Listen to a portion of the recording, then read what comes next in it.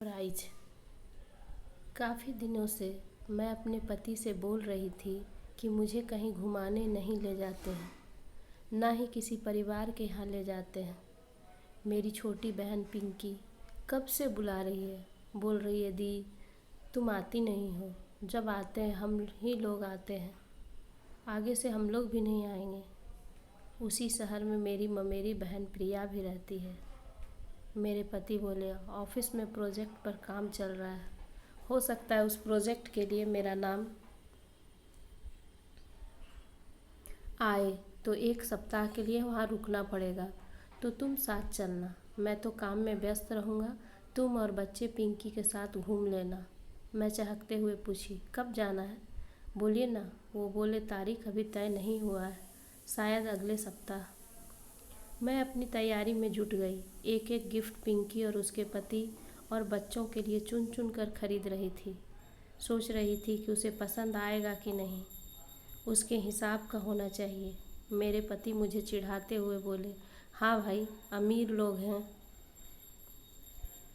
अच्छा खरीदना, नहीं तो फेंक देंगे, मेरा पैसा भी बर्बाद हो जाएगा।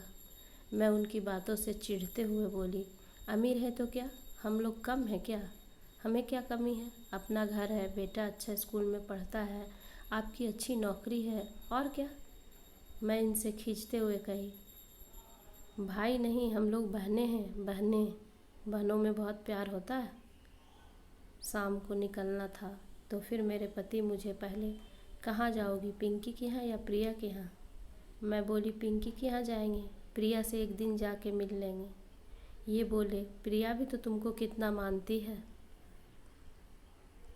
मैं बोली मानना और होना में बहुत फ़र्क होता है, हम लोगों के बीच तकरार बढ़ न जाए यह सोचकर बोले रहना तुमको है, जहाँ रहो, मैं तो सिर्फ सोने आऊँगा, वह भी किसी किसी दिन। अगर देर रात तक काम रहा तो मैं वहीं ऑफिस के गेस्ट हाउस में ही रुक जाऊँगा। मेरे पति बोले फ़ोन करके खबर कर दी। मैंने कहा नहीं, उन्हें सरप्राइज़ दूँगी। मेरे पति फिर मुझसे बोले अरे यार, तुम बात क्यों नहीं मानती हो, एक बार फ़ोन तो कर लो, किसी के घर बिना बताए नहीं जाना चाहिए। मैं उन्हें घूरते हुए बोली किसी के घर नहीं, अपनी छोटी बहन के घर जा रही हूँ।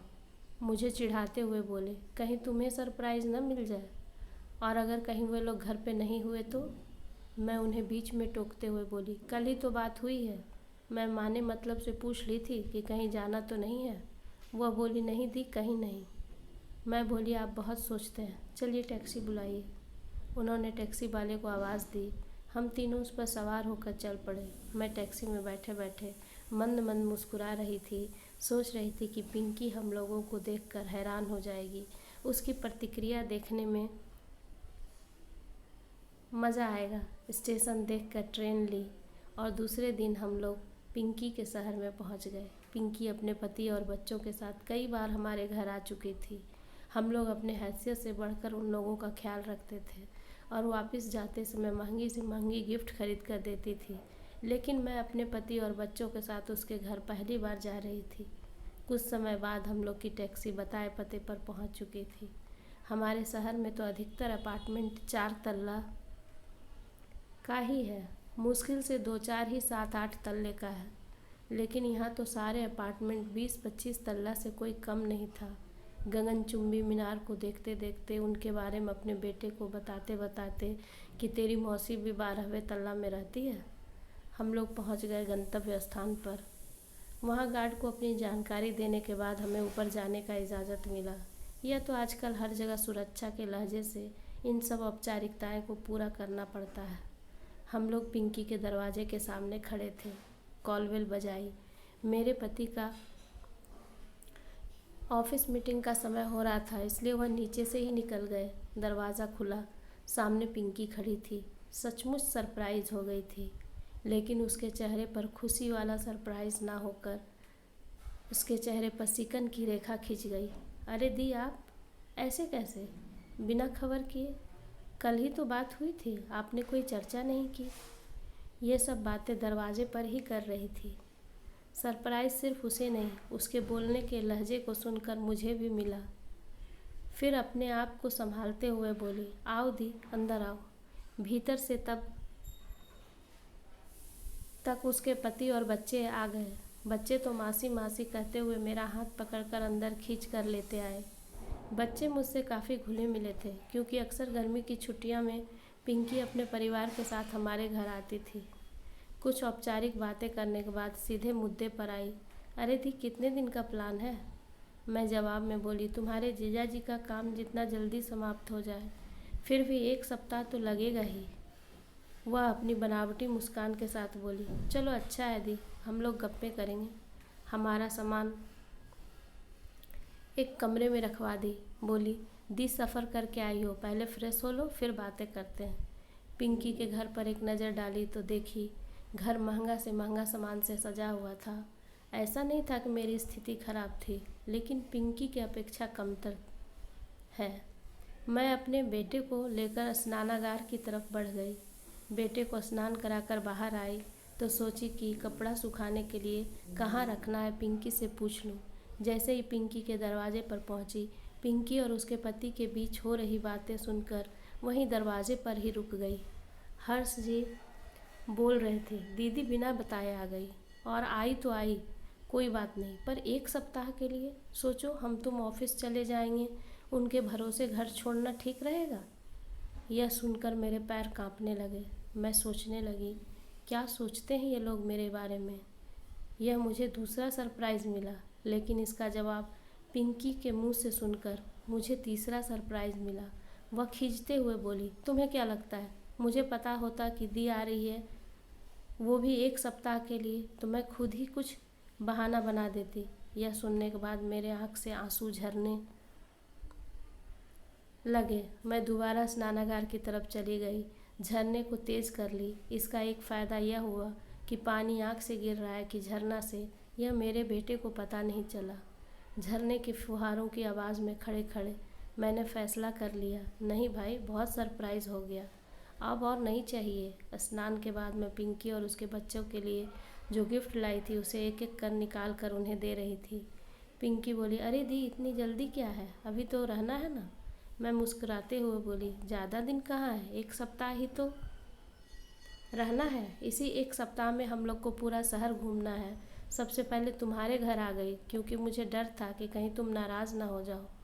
मुस्कान लिए पिंकी बोलने लगी, अरे हम तो सोचे थे कि हम दोनों बहनें बहुत सारी बातें करेंगे, तुम जाने की बात कर रही हो। उसके पति बोले, अरे दीदी ठीक ही कह रही है, कहाँ कहीं निकल पाती है, और इतना दूर आई है तो पूरा शहर भी नहीं घूमेगी, तो यहाँ आने का क्या फ़ायदा। पिंकी बोली, अरे एक दिन तो रुक जाओ। मैं बोली, इसी 1 सप्ताह में कितने लोगों से मिलना है, तुम्हें तो पता है। मेरी बचपन की सहेली अलका भी यहीं रहती है, और प्रिया, वह भी तो यहीं रहती है, और इनके 1-2 मित्र भी हैं, सभी लोगों से मिलना है। यह सुनकर उसके चेहरे आश्वस्त हो गए और मैं गलानी से भर गई। इसी गलानी में मैं प्रिया को फ़ोन लगाई। प्रिया यह जानकर बहुत हैरान हुई कि मैं आई हुई हूँ और फ़ोन भी नहीं की। पहले मेरे घर क्यों नहीं आई? उसके इस सवाल का मेरे पास कोई जवाब नहीं था। बिना देरी किए प्रिया अपनी गाड़ी लिए पिंकी के घर पहुँच गई। पिंकी उसे ऊपर आने बोली, लेकिन वह नीचे से ही फ़ोन पर बोली, फिर कभी। मैं अपना सामान लेकर बेटे के साथ नीचे आ गई।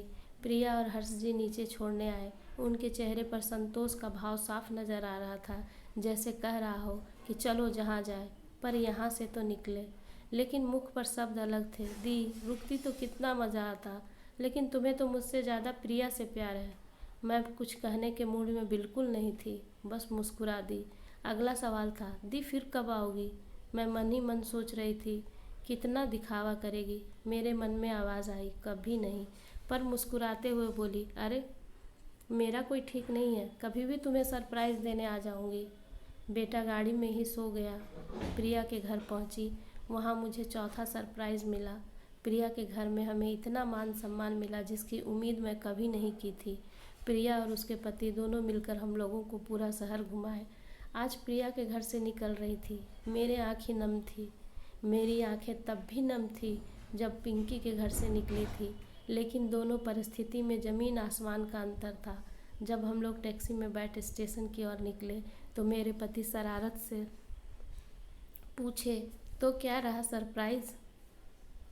सरप्राइज़ तुम दी कि तुम्हें मिला? मैं फिर से उन पर खींचते हुए बोली, ज़्यादा मत बोलिए। और ये मुस्कुरा कर रह गए। धन्यवाद दोस्तों। अगर आपको मेरी कहानी पसंद आए तो कृपया लाइक करें और सब्सक्राइब करें।